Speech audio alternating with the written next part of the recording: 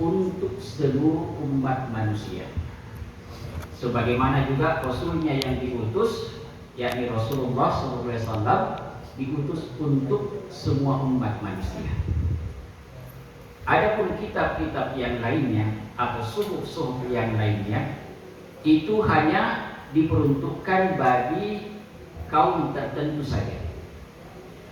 Seperti misalnya kitab Taurat itu Allah turunkan kepada Nabi Musa alaihissalam untuk kaum beliau dari kalangan Bani Israel. Begitu juga dengan kitab Zabur dan kitab Injil. Adapun selain mereka, selain kaum mereka, maka kitab itu tidak berlaku. Karena setiap kaum itu diutus kepada mereka nabi dan rasul. Hanya saja Allah Subhanahu wa taala tidak menyebutkan semua nabi dan rasul yang diutus kepada kaum mereka masing-masing.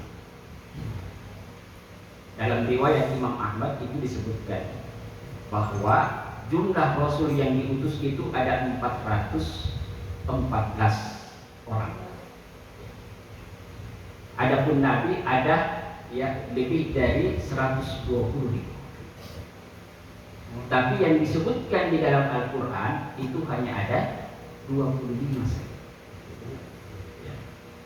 Hanya ada 25 saja nabi dan rasul yang disebutkan. Bentar, saya dengar dulu. Apa ini saya terima dulu.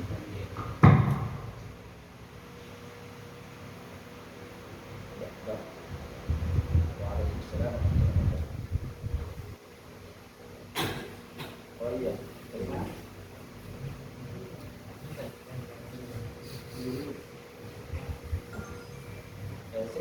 Saya malam pertama di situ. Malam kedua.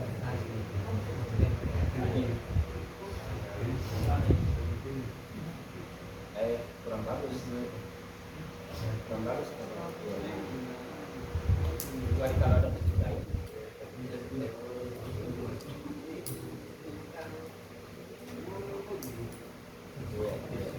Kita harus saja, kita lihat saja. Karena saya sebentar lagi saya minta orang.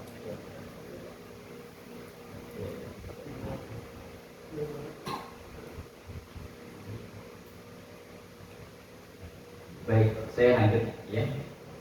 Jadi Allah Subhanahu wa taala itu hanya menyebutkan ada 25 nabi dan rasul. Tetapi dalam riwayat Imam Ahmad itu disebutkan ada 414 rasul. Hanya itu juga baik dalam hadis-hadis Rasulullah SAW juga tidak disebutkan nama-namanya. Tentu semua ada hikmahnya kenapa Allah Subhanahu wa taala tidak menyebutkan semuanya. Kepada mereka itu para nabi dan para rasul diturunkan bersama dengan diutusnya mereka kepada kaumnya itu kitab. Diturunkan kepadanya wahyu, apakah dia berupa kitab atau dia berupa suhuf atau lembaran-lembaran. Ada suhuf Ibrahim, suhuf Musa, lembaran-lembaran Ibrahim dan Musa. Nah ini.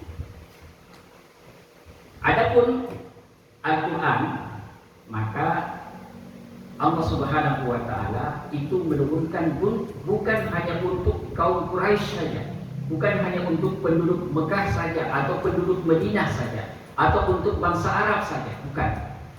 Sekalipun Al-Quran itu turun di negeri-negeri mereka, tetapi Allah Subhanahu wa taala menghendaki bahwa Al-Quran ini diturunkan untuk semua umat manusia. Makanya Rasul yang diutus adalah khataman nabi, khataman rasul, penutup para nabi dan penutup para rasul.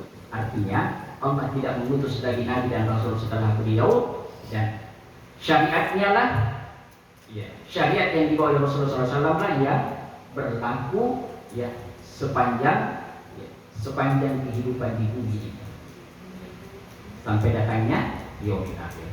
Maka itu sebabnya Al-Quran itu diturunkan untuk seluruh umat manusia.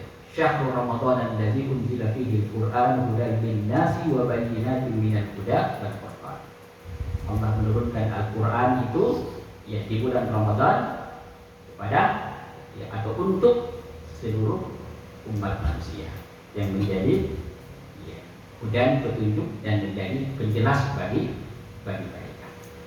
Itu satu keutamaan Al-Quran yang tidak ada pada kitab-kitab yang lain yang Allah Subhanahu wa taala turunkan. Yang kedua, ya, bahwa ya karena Al-Quran itu diturunkan untuk seluruh umat manusia ya, dan dia adalah merupakan wahyu yang terakhir yang Allah turunkan, maka ya kitab itu berlaku untuk semua waktu dan semua tempat.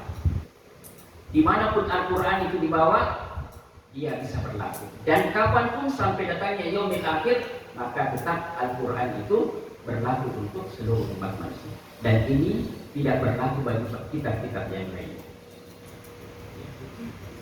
Kitab-kitab yang lainnya itu berlakunya ya itu ya hanya pada batas waktu tertentu yang dikehendaki oleh Allah.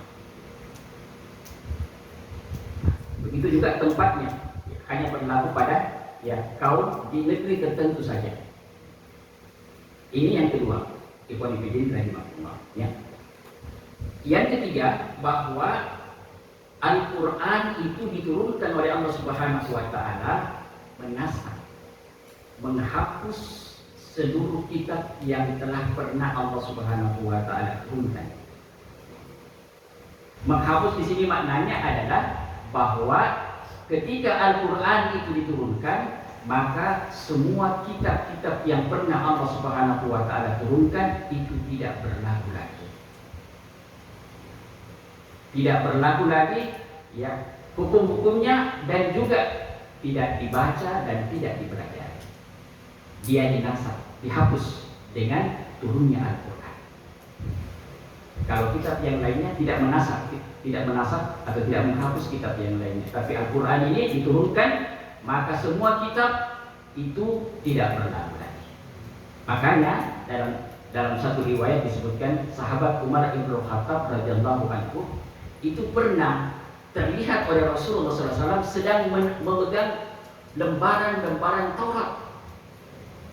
Maka ya Rasulullah menampakkan wajah ketidaksenangan, memerah wajah beliau melihat Umar bin Khattab memegang lembaran-lembaran Taurat.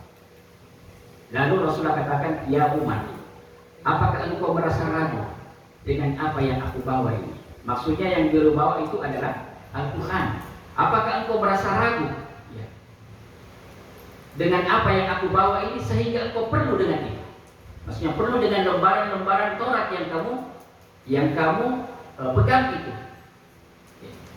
Demi Allah, kata Rasulullah SAW, sekiranya saudaraku Musa alaihissalam diutus ya, atau masih berada ya, atau masih hidup ya, ketika aku diutus, maka tidak ada pilihan baginya kecuali dia harus mengikut kepada apa yang aku bawa. Jadi seperti itu. Jadi Rasulullah ya menegaskan bahwa Taurat itu, Injil itu, ya, Zabur itu dengan sendirinya terhapus. Ya. Dengan sendirinya terhapus. Dan yang hanya boleh dipakai adalah Al-Quran. Sekalipun semuanya adalah kitab samawi, ya. Tapi Al-Quran itu menjadi penasakh, menjadi penghapus pada semua kitab. Nah ini, ya, kemudian, ya, di antara keutamaan Al-Quran, ya, yang tidak ada pada kitab-kitab yang lainnya adalah bahwa Allah Subhanahu wa taala, ya, memberikan penjaminan bahwa Allah akan menjaga itu Al-Quran. Ada yang bawa mushaf? Ya, bisa dibuka mushafnya ya. Saya sebutkan ayatnya. Kalau ada yang bisa baca bagus. Ya. Jadi ikhwan fillah rahimahullah, ya. Allah Subhanahu wa taala itu menurunkan Al-Quran dan dia sendiri yang akan menjaganya. Beda dengan kitab-kitab yang lainnya.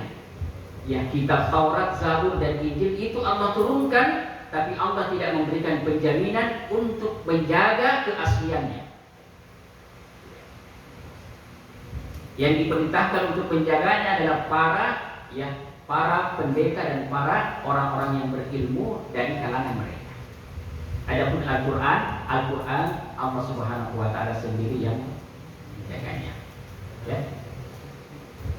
Ada yang tahu dalilnya?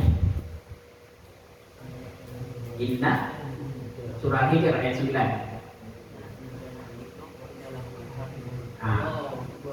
Ya.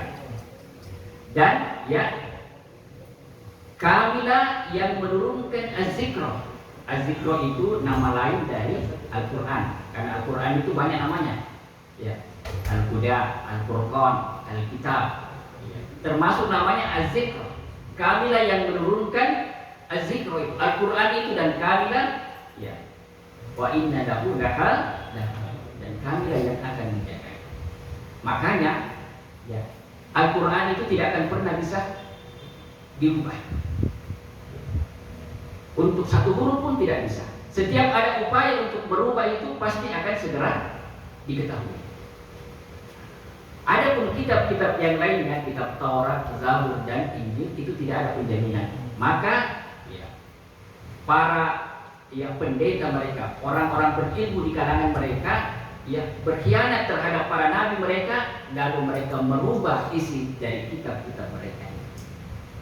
Makanya kitab Taurat yang asli itu sudah bercampur dengan apa yang dimasukkan oleh para pendeta dan orang berilmu dari mereka, dan ada yang dikurangi, ada yang ditambah, ada yang dirubah.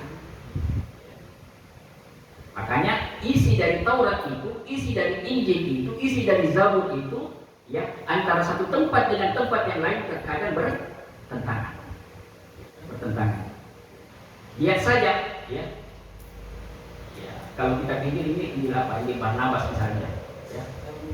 Di satu sisi, ya, ada ayatnya yang menyebutkan tentang tauhid, tapi di lain tempat menyebutkan tentang ajaran Trinitas.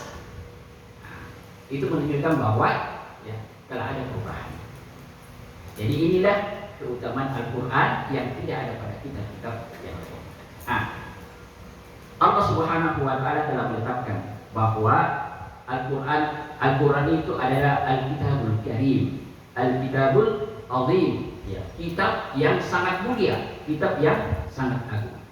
Kenapa? Ya, karena ya, dia bersumber dari zat yang Al-Karim, yang Al-Azim, dari zat yang maha agung, dari zat yang maha mulia. Ya. Maka Al-Quran itu ya menjadi kitab yang mulia, ya, dan kitab yang agung. Maka apapun dan siapapun yang dikaitkan secara langsung dengan Al-Quran, jadi sesuatu apapun atau siapapun yang dikaitkan secara langsung dengan Al-Quran, maka sesuatu itu akan menjadi mulia. Sesuatu itu akan menjadi mulia. Kita lihat, ikhwan fillah rahimahullah. Kalau kita bertanya, ya, malam apa yang paling mulia dari ya malam-malam selama setahun? Malam Lailatul Qadar. Ya. Malam Lailatul Qadar itu sebagaimana yang Allah sebutkan di surah Al-Qadar, Inna anzalnahu fi Lailatul Qadar. Inna anzalnahu, sesungguhnya kami menurunkannya, ya, pada malam kemuliaan. Menurunkannya di situ anzalnahu, dhamirnya kata gantinya itu adalah Al-Quran. Ya. Al-Quran.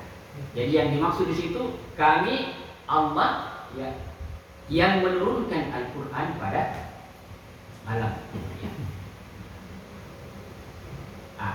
Tafsiran para ulama kita itu ya menyebutkan, ya, di antaranya Al-Imam At-Tabari, ya, dalam tafsir beliau Ibnu Jarir tafsir Ibnu Jarir At-Tabari itu menyebutkan bahwa ya makna daripada ya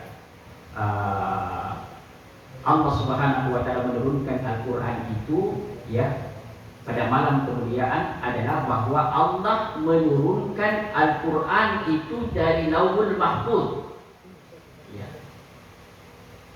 ke langit pada tingkat yang paling ya dekat ya, paling rendah. Karena langit itu bertingkat 7 lapis. Allah turunkan Al-Quran itu dari ya Lauhul Mahfuz di langit yang ke-7 ke langit yang ya paling rendah tingkatannya ya,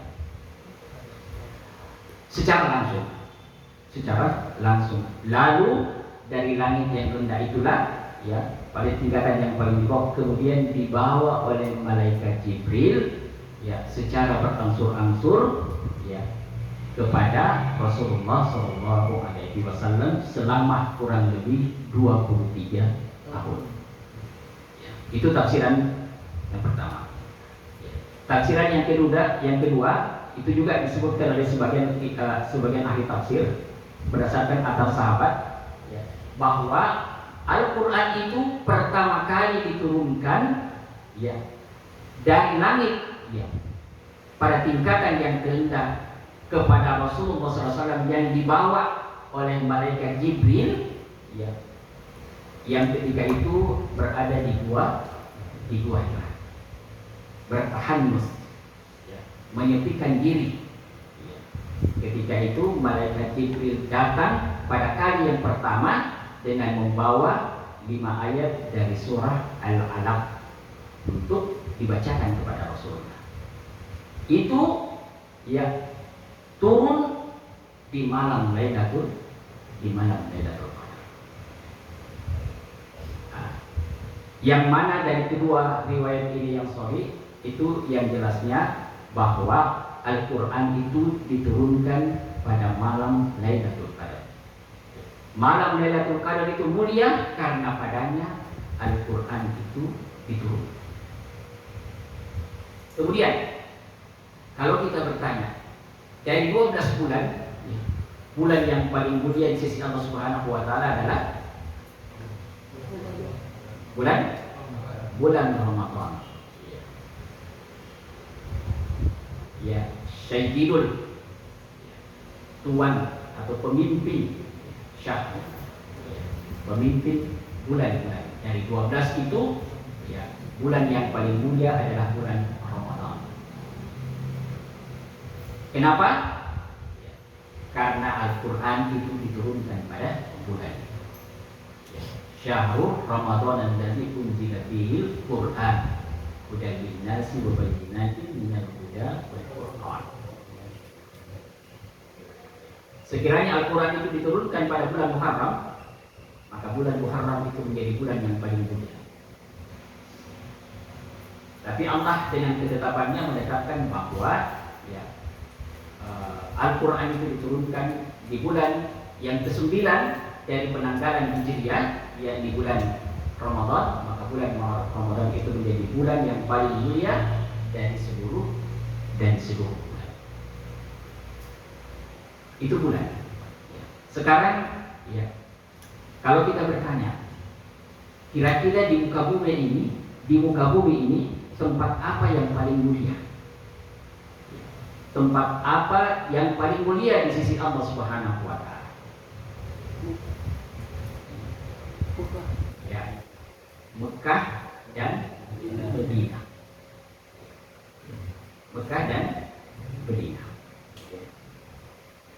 Dalam riwayat disebutkan bahwa ya, sholat seseorang di Masjidil Haram itu sama dengan 100.000 kali sholat di masjid selain Masjidil Haram. Itu menunjukkan akan kemuliaan tempat. Sementara ya, Rasulullah mengatakan bahwa sholat di masjidku ini, Masjid Nabawi, itu lebih baik ya, lebih besar nilainya ya, sebesar 1000 kali sholat di masjid yang lain selain Masjidil Haram. Itu menunjukkan bahwa Mekah dan Madinah adalah merupakan tempat-tempat yang paling mulia di sisi Allah Subhanahu wa taala di muka bumi ini. Kenapa? Ya, karena padanya Al-Qur'an itu diturunkan. Al-Qur'an diturunkan di Mekah selama kurang lebih 13 tahun dan Al-Qur'an itu diturunkan di Madinah selama kurang lebih 10 tahun. Jadi malam, kemudian ya bulan, kemudian tempat, semuanya mulia karena terkait langsung dengan Al-Quran. Kalau kita bertanya, siapa dari malaikat yang disebutkan namanya dalam Al-Quran dan dalam hadis-hadis Rasulullah, ya, karena jumlah malaikat itu tidak ada yang tahu. Ya, hanya Allah yang tahu. Ya, karena dalam riwayat disebutkan di Baitul Ma'mur itu, ya, satu tempat beribadah. Ya, sama kalau di bumi ini itu Baitullah. Kalau di langit itu Baitul Ma'mur. Itu setiap harinya, ya, masuk ke Baitul Ma'mur itu 70.000 malaikat. Ya, setiap harinya masuk 70.000 malaikat untuk beribadah kepada Allah, kemudian keluar dan tidak pernah kembali lagi. Jadi besoknya 70.000 lagi. Sebegitu seterus sampai datangnya yaumil akhir. Bisa kita bayangkan ya jumlah malaikat itu berapa? Ya. Kalau mau dikali dengan jumlah yang umur dari ya dan dunia ini. Hanya Allah yang tahu. Wallahu taala a'lam. Masing-masing Jibril itu masing-masing malaikat itu punya keutamaan dan punya kemuliaan di sisi Allah Subhanahu wa taala. Maka malaikat yang paling mulia di sisi Allah Subhanahu wa taala, pemimpinnya ya para malaikat adalah malaikat Jibril. Malaikat Jibril. Jadi malaikat-malaikat yang utama itu ya disebutkan dalam Al-Qur'an, malaikat Jibril, malaikat Mikail, malaikat Malakul Maut, ya, malaikat Israfil dan malaikat-malaikat yang lainnya. Tapi pemimpin dari para malaikat itu ya artinya malaikat yang paling mulia di sisi Allah adalah malaikat Jibril alaihissalam. Ya. Di dalam Al-Quran itu disebutkan nama malaikat Jibril itu ya terkadang disebut dengan nama Ruhul Kudus. Ruhul Kudus. Makanya ajaran Trinitas Nasrani itu mengenal ada Tuhan Bapa, ada Tuhan Anak, ada Ruhul Kudus. Nah, karena yang mendatangi Maryam itu adalah malaikat Jibril. Itu ya kesesatannya mereka. Jadi itu ikhwan fillah rahimahullah. Ya. Jadi ya malaikat Jibril ini adalah malaikat yang paling utama. Kenapa? Karena dialah yang ditugaskan untuk membawa kitab yang mulia, untuk menyampaikan kitab yang mulia ini ya kepada Rasulullah SAW. Nah, ini. Kenapa Jibril menjadi malaikat yang paling mulia? Karena tugasnya menyampaikan wahyu kepada para nabi dan para rasul. Ya, khususnya menyampaikan Al-Quran itu kepada Rasulullah Sallallahu Alaihi Wasallam. Itu ya pemimpin rahimah. Kita bisa lihat dalam beberapa ayat dalam Al-Quran tentang penyebutan malaikat Jibril itu. Yang pertama di surah Al-Baqarah. Di ayat yang ke-97. Di situ kul man kana aduwwan li Jibril. Jadi Allah tidak menyebut ya nama yang lain. Ataupun kalau menyebutnya sesudah menyebut malaikat Jibril. Ini yang menunjukkan keutamaan malaikat Jibril. Ya. Kemudian di surah An-Nahl ayat 102 Allah katakan kul nazzalahu ruhul kudus. Ya. Katakanlah ruhul kudus. Ya, yakni Jibril menurunkan Al-Quran itu min rabbika bil haqqi liyuthabbital ladzina amanu wa hudan wa busyra lil muslimin.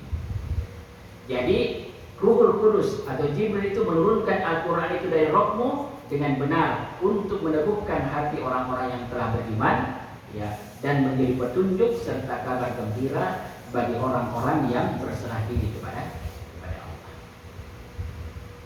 Kemudian di surah Asy-Syura, ya, di surah Asy-Syu'ara, ya, surah ke-26, di ayat yang ke-193, Allah katakan nazzala bihi ar-ruhul amin.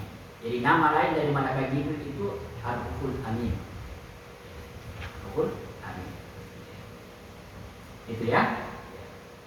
Nazzala bihi ar-ruhul amin, ya.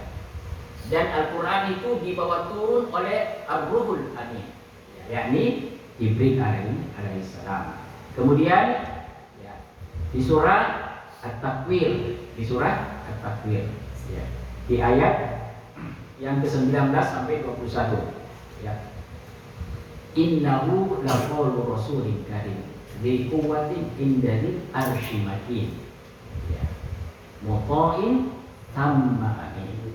Ya, sesungguhnya Al-Qur'an itu benar-benar, ya, dibawa oleh utusan yang mulia, ya, rasulin karim, ya, utusan yang mulia dari Jibril, ya, yang mempunyai kekuatan, yang mempunyai, ya, kedudukan yang tinggi di sisi Allah. Itu menjadi jelas bahwa Jibril itu adalah pemimpin para rasul. Dan kenapa beliau menjadi mulia?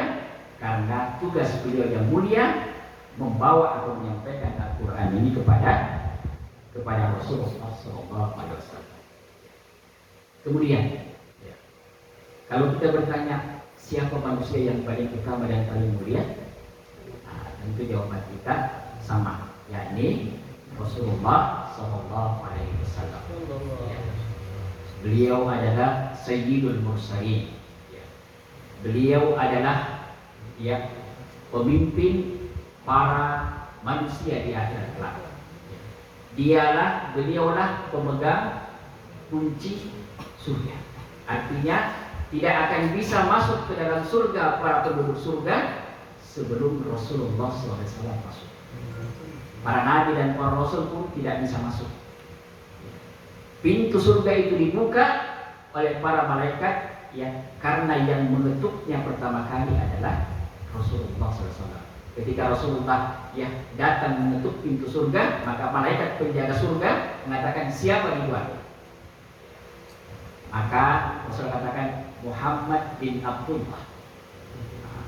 Maka malaikat berkata, untuk engkaulah, ya, pintu ini akan dibuka. Itu, ya. Jadi kenapa beliau menjadi hamba yang paling utama, ya, para pemimpin para rasul?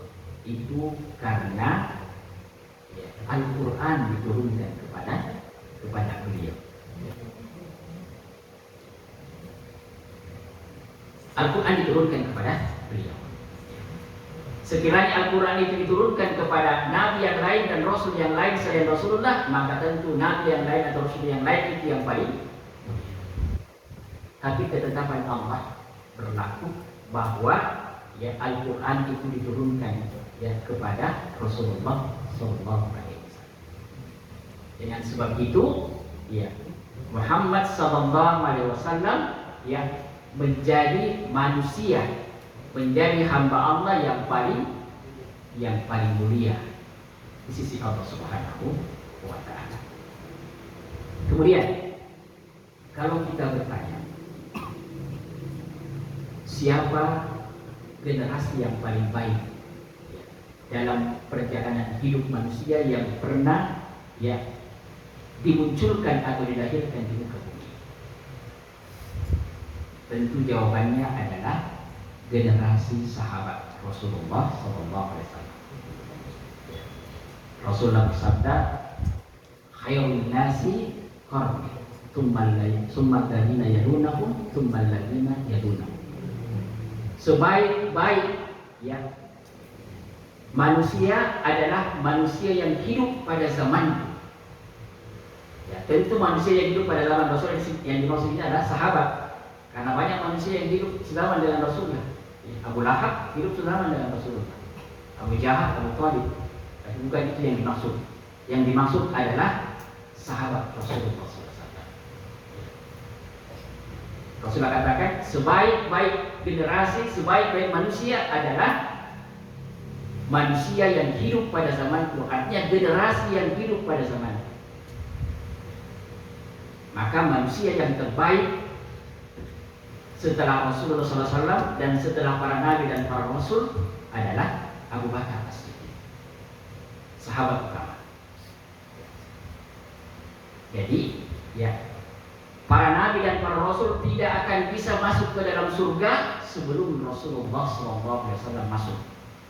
Dan umat-umat dari para nabi dan para rasul, ya, tidak akan bisa masuk ke dalam surga sebelum umat Rasulullah SAW yang masuk terlebih dahulu. Ya. Makanya dalam satu riwayat disebutkan, ya, beliau mengatakan bahwa, ya, kalian akan menempati, ya, sepertiga dari surga ini. Maka para sahabat bertakbir. Lalu Rasulullah mengatakan kalian akan menempati setengah dari surga. Maka mereka bertakbir. Bahkan Rasulullah mengatakan bahkan kalian akan menempati 2/3 bagian dari surga. Itu menunjukkan akan, ya, keutamaan, ya, secara khusus para sahabat. Kenapa mereka lebih utama? Ya, karena mereka, ya, berada, ya, pada masa di mana Al-Quran itu diturunkan. Al-Quran itu diturunkan di tengah-tengah mereka. Makanya salah seorang sahabat bernama Abdullah bin Mas'ud itu mengatakan, ya, tidaklah satu ayat dalam Al-Quran itu diturunkan melainkan aku tahu, ya, di mana ayat itu turun, ya, kapan ayat itu turun, dan dengan sebab apa ayat itu turun. Itu menggambarkan bahwa, ya, para sahabat, ya, menjadi orang-orang yang hadir ketika Al-Quran itu diturunkan kepada Rasulullah SAW. Dan itu yang menyebabkan mereka menjadi generasi yang terbaik, ya, generasi yang terbaik. Kalau Nabi Isa, ya, pengikutnya yang sekian namanya Hawariyun, ya, dalam surah As-Saffat gitu, ya, nah, disebutkan di surah Al-Maidah juga. Ya. Nah, tapi, ya, sahabat Rasulullah lebih utama daripada sahabat para nabi dan para rasul. Sebagaimana dikatakan bahwa, ya, hamba-hamba yang pertama kali masuk surga setelah para nabi dan para rasul adalah sahabat Abu Bakar. Ya. Abu Bakar As-Siddiq adalah sahabat yang paling utama. Urutannya sesuai dengan urutan Khulafaur Rasyidin. Ya. Ali, Abu Bakar, Umar, Utsman, dan Ali, dan seterusnya. Itu ya, Ikhwan Fillah rahimahullah. Kalau kita bertanya, ya, dari seluruh umat manusia ini, ya, siapakah umat ini yang paling mulia di sisi Allah Subhanahu wa Ta'ala? Nah, jawabannya tentu umatnya Rasulullah, ya, kaum muslimin. Ya. Mereka lah umat yang termulia, mereka lah umat yang terbaik. Allah katakan dalam Al-Quran, kuntum khairu ummah ukhrijat lin-nasi ta'muruna bil ma'ruf wa tanhauna 'anil munkar wa tu'minuna billah. Kuntum kalian. Siapa itu yang ditunjuk? Yang ditunjuk adalah umat Rasulullah SAW. Kalian adalah umat yang terbaik. Kenapa? Karena, ya, kepada umat Rasulullah SAW ini diturunkan Al-Quran, ya, diturunkan Al-Quran. Ini Ikhwan Fillah, ya, rahimahullah. Jadi semua yang kita sebutkan tadi ketika dikaitkan dengan Al-Quran, maka semuanya menjadi mulia. Sekarang kira-kira kalau disebutkan dari sisi ya aktivitas amaliyahnya manusia itu, siapa manusia yang terbaik di sisi Allah Subhanahu wa taala? Ya. Ya, manusia yang terbaik di sisi Allah Subhanahu wa taala adalah ya manusia yang mengajarkan Al-Qur'an, yang belajar Al-Quran dan mengajarkan Al-Quran. Khairukum man ta'allama Al-Quran wa 'allama. Sebaik-baik kalian adalah ya yang belajar Al-Quran dan mengajarkannya. Jadi jangan dianggap remeh itu guru PPA. Ya. Dia mengajarkan Al-Quran. Jangan menganggap remeh itu ya guru tahsin. Dia mengajarkan Al-Quran. Di sisi Allah Subhanahu wa taala dia adalah ya sebaik-baik manusia. Dia belajar Al-Quran karena dia tidak akan bisa mengajarkan Al-Quran kalau dia tidak belajar dulu. Seorang tidak akan bisa menjadi pengajar kalau dia tidak pernah belajar. Pasti dia harus belajar dulu. Itu ya, Ikhwan Fillah, ya.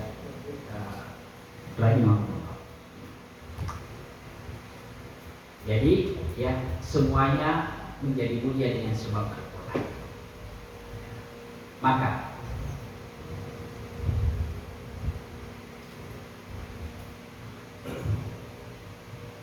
kalau kita ditanya, apakah kita ingin menjadi mulia di sisi Allah Subhanahu wa taala? Ya, tentu jawabannya ya, pasti. Ya, kita ingin mulia di sisi Allah Subhanahu wa taala. Nah, maka ya kalau kita ingin mulia di sisi Allah Subhanahu wa taala, maka kita cari jalannya. Kita cari wasilahnya sehingga kita bisa menjadi mulia di sisi Allah. Wasilah yang paling utama bagi seorang untuk bisa dia mulia di sisi Allah adalah dekat dengan Al-Quran. Dekat dengan Al-Quran bukan artinya begini, ya. Dekat dengan Al-Quran artinya selalu berinteraksi dengan Al-Quran. Jadi kalau kita ingin mulia ya, di sisi Allah Subhanahu wa taala, kita harus ya banyak berinteraksi, berhubungan dengan Al-Quran. Bagaimana seorang muslim itu berinteraksi dengan Al-Quran? Ikhwan fillah rahimahullah. Ya. Yang pertama tentu banyak membacanya. Ya, banyak membaca Al-Quran.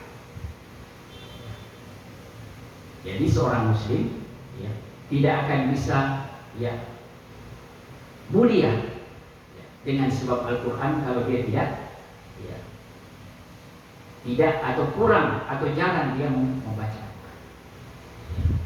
Karena orang beriman itu ya yang suka baca Al-Quran sebagaimana yang disebutkan dalam riwayat bahwa ya, orang yang beriman yang suka baca Quran itu seperti buah jeruk. Ya. Baunya harum, rasanya manis. Ya. Rasanya manis karena memang dia orang beriman. Baunya harum artinya dengan membaca Al-Quran dia ya, menghidupkan syiar Islam, nampak keislamannya. Kalau orang Islam yang tidak suka baca Quran itu seperti buah kurma, ya. Rasanya manis, enak, tapi tidak ada baunya, ya, tidak ada baunya. Nah, maka berinteraksi dengan Al-Quran, ya, dengan ya membaca Al-Quran. Ya. Seorang Muslim itu mestinya, ya, dia tidak pernah ya meluputkan dalam harinya, dalam setiap harinya ada waktu untuk dia membaca Al-Quran. Al-Quran ini, mushaf ini tidak sama dengan kitab-kitab yang lainnya. Tidak sama dengan kitab-kitab yang lainnya. Kitab Sahih Bukhari tidak sama. Kalau kita baca kitab Sahih Bukhari itu berpahala. Ya. Karena di dalamnya kita mendapatkan ilmu. Tapi kalau kita membaca Al-Quran itu lebih khusus, ya, pahalanya lebih utama. Ya, bahkan disebutkan bahwa ya, setiap bacaan Al-Quran itu satu huruf, Allah berikan balasan 10. Kalau kita baca hadis itu tidak, Rasulullah tidak sebutkan satu huruf dari hadis yang dibaca dapat sekian. Tapi kalau Al-Quran satu huruf, ya, 10 pahala. Rasulullah katakan, aku tidak mengatakan bahwa alif lam mim itu ya satu huruf, tapi alif itu satu huruf, lam itu satu huruf, mim itu satu huruf. Jadi kalau kita baca saja alif lam mim itu sudah dapat 30. Coba kita hitung berapa huruf itu surah Al-Fatihah. Al-Fatihah saja. Bagaimana kalau kita bisa baca satu surah? Bagaimana kalau kita bisa mengkhatamkan Al-Quran? Itu menggambarkan akan kemurahan Allah Subhanahu wa Ta'ala. Betapa ya beruntungnya kita menjadi umat yang diturunkan Al-Quran kepada kita. Kalau Allah berikan keutamaan, tapi ya, tidak sedikit manusia yang lalai. Ya, tidak sedikit manusia yang lalai. Bahkan di bulan Ramadan ini sendiri ya, banyak manusia yang lalai.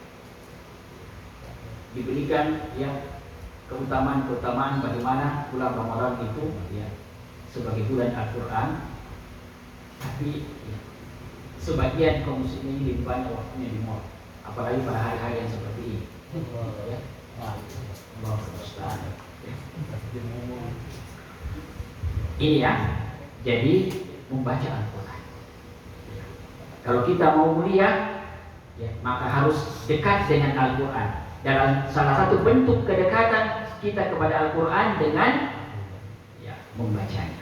Kalau kita belajar dari kehidupan generasi sahabat, ya, generasi sahabat itu, ya, mereka adalah ya, orang yang sangat dekat dengan Al-Quran. Ya. Sebagian sahabat itu mengkhatamkan Al-Quran itu sekali dalam 3 hari, sekali dalam 3 hari. Ya. Kalau kita, ya, mesti pasti mengakui bahwa ya, sekali dalam 3 hari tidak pernah baca Quran. Ini ya, mesti kita berubah ya. Ya sekalipun kita tidak bisa seperti para sahabat, ya, ada yang sekali dalam sepekan mereka menghatamkan Al-Quran. Ada yang sekali dalam sebulan mereka menghatamkan Al-Quran. Itu Abdullah bin Amr bin As itu menghatamkan Al-Quran sekali dalam 3 hari. Jadi 1 hari 10 juz beliau baca. Apalagi kalau di bulan Ramadan. Di bulan Ramadan luar biasa. Generasi salaf itu luar biasa. Dalam athar yang sahih disebutkan, ya, Imam Syafi'i itu rahimahullah menghatamkan Al-Quran dalam bulan Ramadan 60 kali. Ya, beliau hafiz menghafal Quran. Ya, jadi beliau khatamkan Al-Quran yang di siang hari, ya, sekali, di malam hari dalam qiyamul lailnya, sholat malamnya 1 kali. Jadi sebulan 60 kali.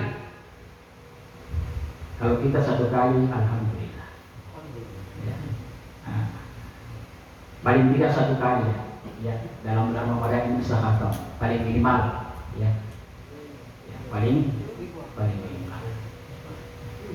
Itu ya, itu semangat mereka ya. Belum lagi dalam sholat mereka ya. Itu para sahabat kalau sholat malam ya, itu rata-rata 200 ayat kalau mereka baca ya. Rata-rata 200 ayat.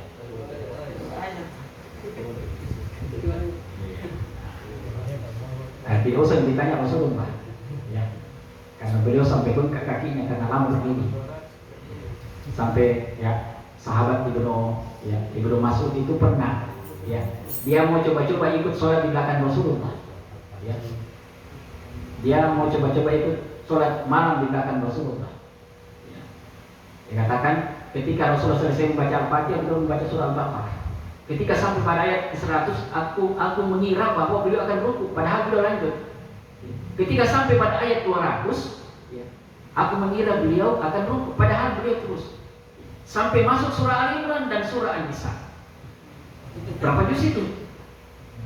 Sampai Ibnu katakan, sampai timbul pikiranku yang buruk. Dikatakan apa itu? Aku ingin meninggalkan Rasulullah dalam sholatnya, tapi aku malu. Itu ya.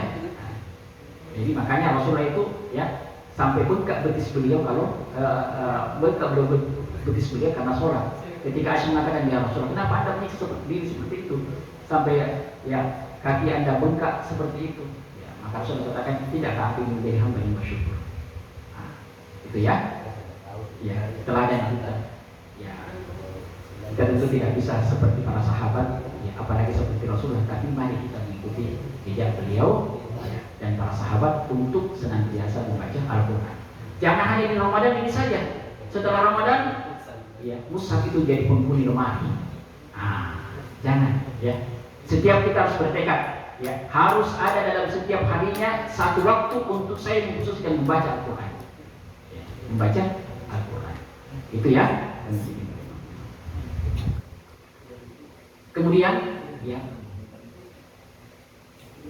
seorang bisa mulai dengan Al-Quran itu dia dekat dengan Al-Quran. Bentuk kedekatan dengan Al-Quran adalah dengan menghafalkannya. Menghafal. Ya, Al-Quran itu diturunkan untuk dihafalkan memang. Ya. Itu Rasulullah ketika datang Jibril membacakan kepada beliau ayat-ayat Al-Quran itu langsung beliau hafalkan.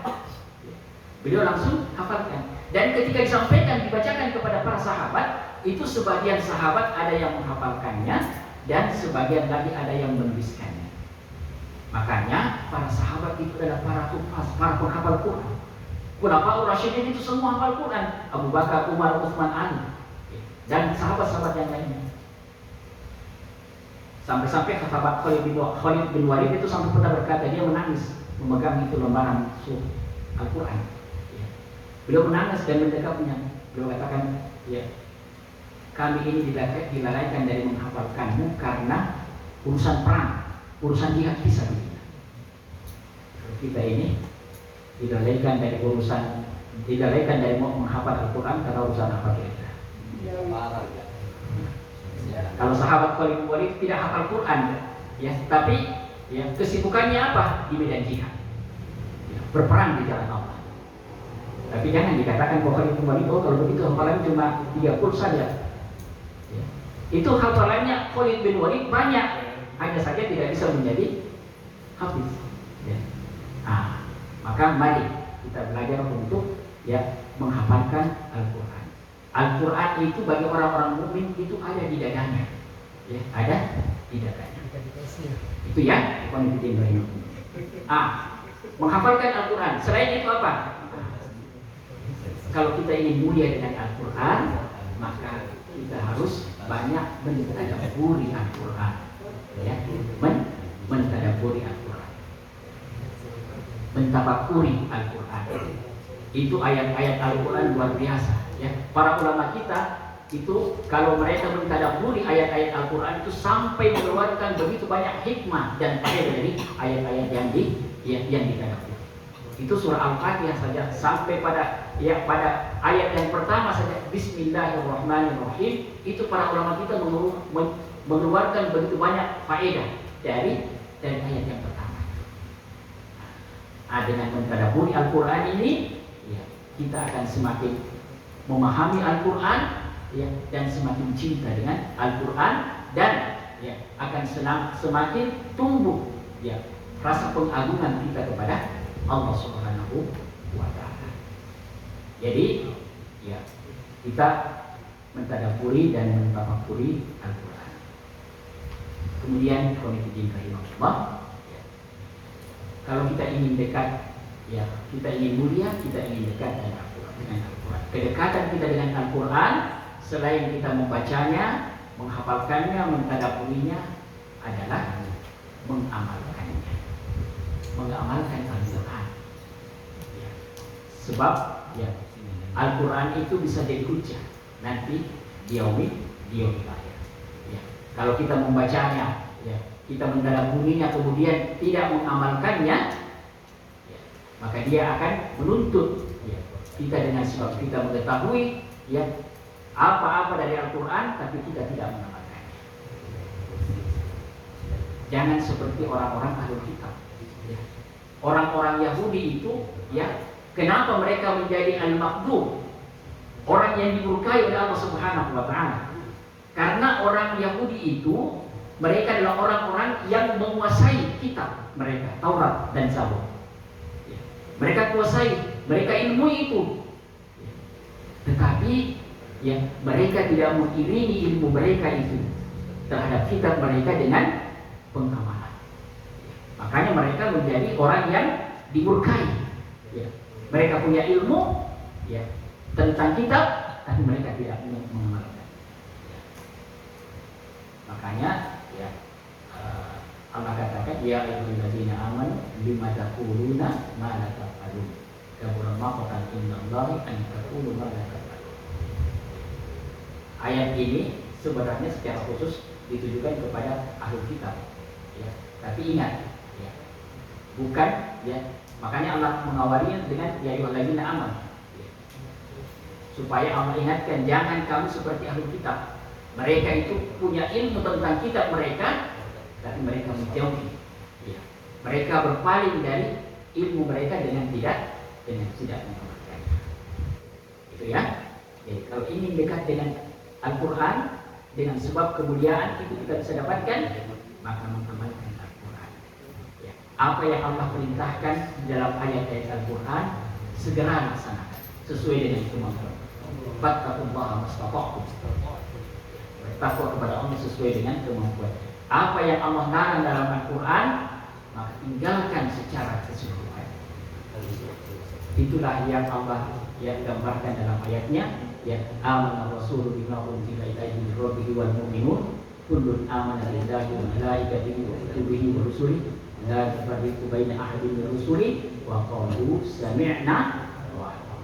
Orang beriman itu, ya, apa yang diperintahkan dalam Al-Quran, apa yang dilarang dalam Al-Quran, maka dia katakan sami'na wa ata'na. Kami dengar dan yang terakhir, ikhwan fillah rahimahullah. Kalau kita ingin mulia di sisi Allah Subhanahu wa taala, maka ya dekatlah dengan Al-Quran.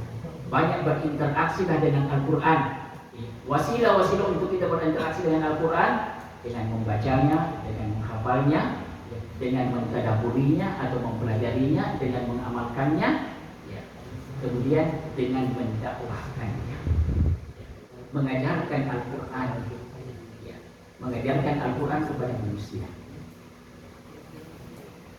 Nah, kenapa umat Rasulullah SAW ini menjadi umat yang terbaik? Karena mereka mengamalkan Al-Quran. Kuntum khaira ummah ukhrijat lin-nas ta'muruna bil ma'ruf wa tanhauna 'anil munkar. Mereka mengajarkan Al-Quran, menyampaikan apa yang Allah perintahkan dan melarang mereka apa yang Allah larang dalam Al-Quran. Jadi, ya, mendakwahkan Al-Quran paling minimal kita mendakwahkan Al-Quran itu kepada, ya, tentu yang pertama kepada diri kita, ya. Yang kedua kepada kerabat kita yang dekat. Ya. Kalau kita yang sudah berkeluarga, ya, istri kita, anak-anak kita, ya, ajarkan kepada mereka Al-Quran, ya. Dakwahkan kepada mereka Al-Quran. Kalau kita para syabab, ya, kepada orang tua kita, ya, kepada saudara-saudari kita, ya, dakwahkan kepada mereka.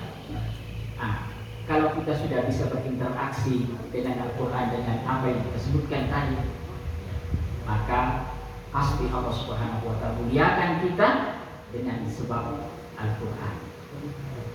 Saya kira ini ikhwan-ikhwan rahimahullah yang bisa kita sampaikan pada, ya, siang hari ini. Ya. Ya, saya kembali